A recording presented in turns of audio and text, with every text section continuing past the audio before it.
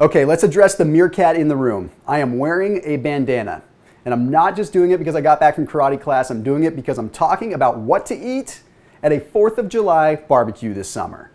All right, I want to break down the top 3 foods that you should really be looking for when you go to a barbecue. These are foods that are not going to break your health regimen. I'm not saying you deliberately need to seek these foods out, but these are the foods that you can eat that'll keep you on the straight and narrow so you don't fall off the wagon.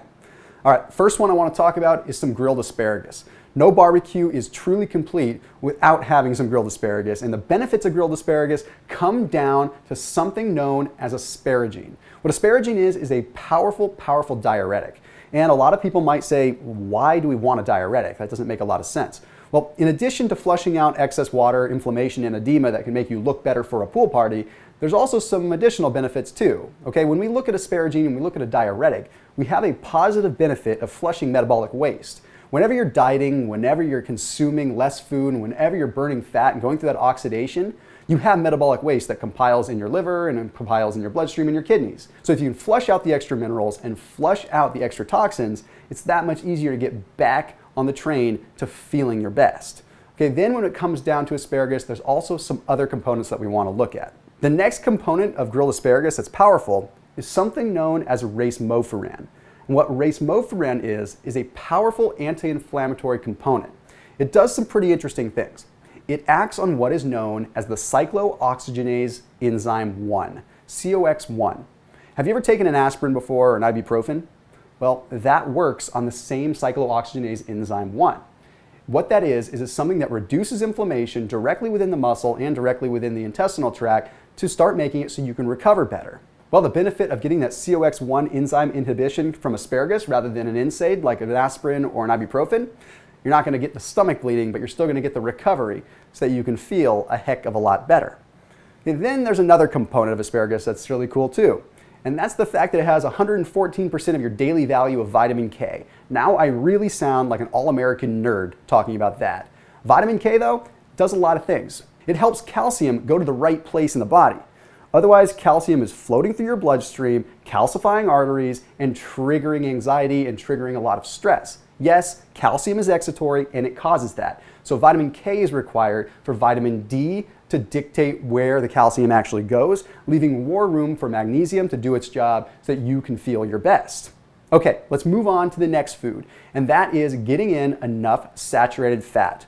Okay, the first thing that comes to mind for most people that are going to a barbecue is going to be something like a fattier cut of meat, okay? Maybe it's a ribeye, maybe it's a chicken thigh instead of a chicken breast. First of all, it's more sustainable, but second of all, it contains the saturated fats that we need. If you're vegetarian or vegan, there's other options that you can have as well. You can just add a little bit of coconut oil to the grilled asparagus or add some coconut oil to the grilled zucchini. Just make sure you're getting those fats in because they're critical. You see, 60% of our brain is made up of saturated fats. If we're not getting that, it's hard for our brain to really have the good development that it needs. But even cooler than that, the myelin sheath, which is the component that surrounds the outside of the nerve, is mainly comprised of saturated fats. Without that myelin sheath, your brain cannot send the signal to the appropriate part of the body. Therefore, meaning you're not getting signal transduction that allows you to work out better and feel better. Then, of course, there's the good old-fashioned fat loss component of saturated fat. Eat fat to burn fat, right?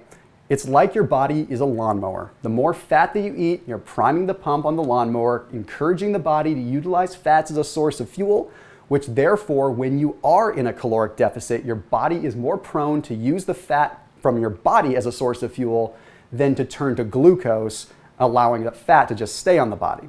Hopefully that makes some pretty clear sense. Now let's talk about the fruit. Don't go over to the fruit salad, just pick out the watermelon.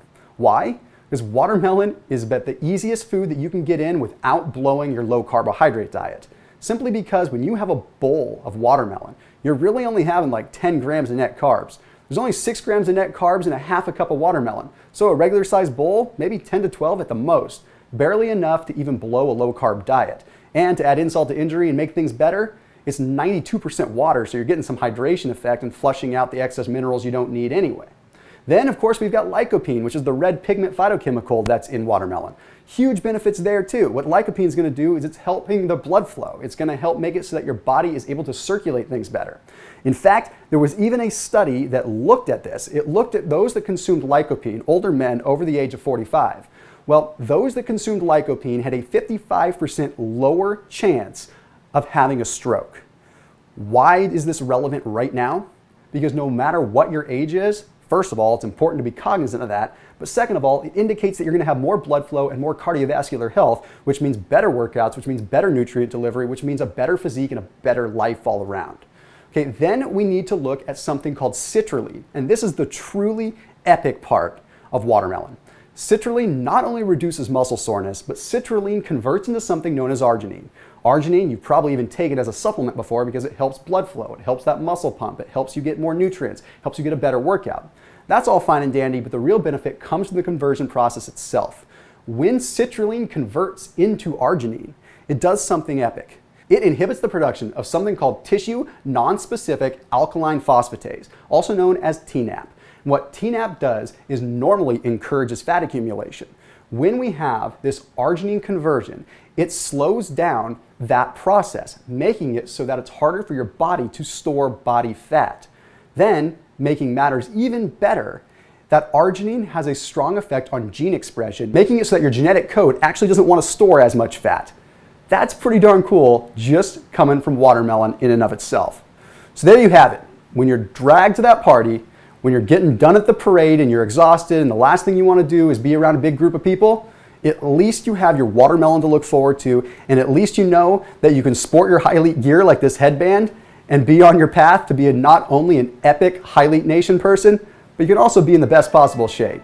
So as always, make sure you're checking out the endless supply of HYLETE gear on HYLETE.com, and make sure you download that Daily Circuit app so that you can get the most out of your day just by looking at a prompt from your phone. I will see you in the next video.